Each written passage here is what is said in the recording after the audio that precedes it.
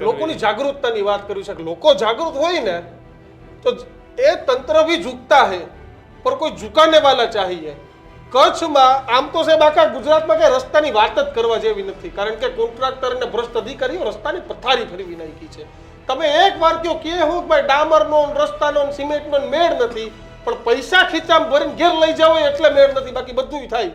આપણે કહેવાય નહીં પણ અંગ્રેજોના જમાનાના પુલ આજે એમનામ છે અને ગંભીરા જેવી નાવી કેવી ઘટનાઓ કેટલી ઘટનાઓ એ આપણી સામે થાય છે.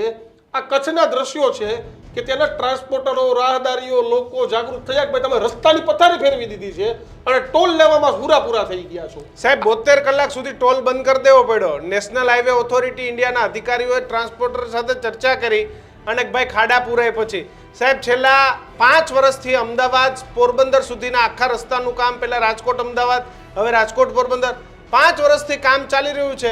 હરામખોરો એક દિવસ ટોલ બંધ નથી કર્યો, સતત લોકોને લૂંટ્યા કરે છે અને અહીંયા ઝૂક્યા બધા. એટલે આ જનતાને સાહેબ આજ તો આપણે ખાસ આ મનથી વધાવવી પડે.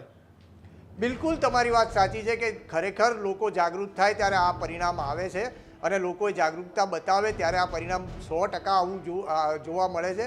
તમે કહ્યું એમ વાત બહુ સાચી છે. અમદાવાદ બરોડાનો હાઈવે હોય કે અમદાવાદથી જોડતા સૌરાષ્ટ્રના હાઈવે હોય કે ઉત્તર ગુજરાતને જોડતા હાઈવે હોય, દરેક હાઈવે ઉપર જ્યાં ટોલ નાકા ઉપરથી પૈસા લેવાય છે ત્યાં તમારી ગાડીની વાટ લાગે છે, તમારા વ્હીકલની હાલત ખરાબ થઈ જાય, એટલા ખરાબ રસ્તાઓ છતાંય ટોલ લેવાય છે.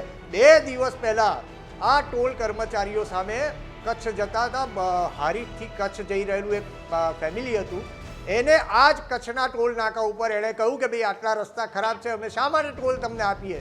તો ટોલ નાકાના કર્મચારીઓ એનું માથું ફોડી નાખ્યું, એને માથા ફોડી નાખ્યા છે અને એ પછી લોકો જાગૃત થયા છે.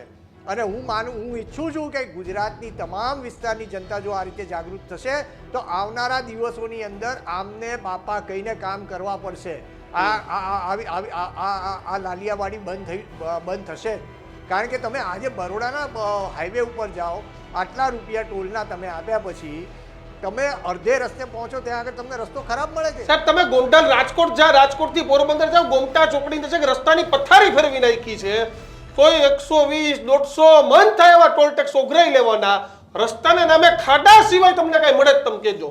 તમારે એમાં ગોતવું પડે કે રસ્તામાં ખાડો નથી, ખાડામાં રસ્તો છે, કે રસ્તો આવે તો સારી વાત કહેવાય. હવે આ બહુ વ્યવસ્થિત રીતે ચાલતું એક નેક્સસ છે. હું આને નેક્સસ જ કહીશ. કારણ કે જો આ રસ્તા ઉપરથી તમારો મંત્રી કે તમારો ધારાસભ્ય, હવે તો તમારી પાસે 156 નહીં 160 162 63 ધારાસભ્ય છે સાહેબ.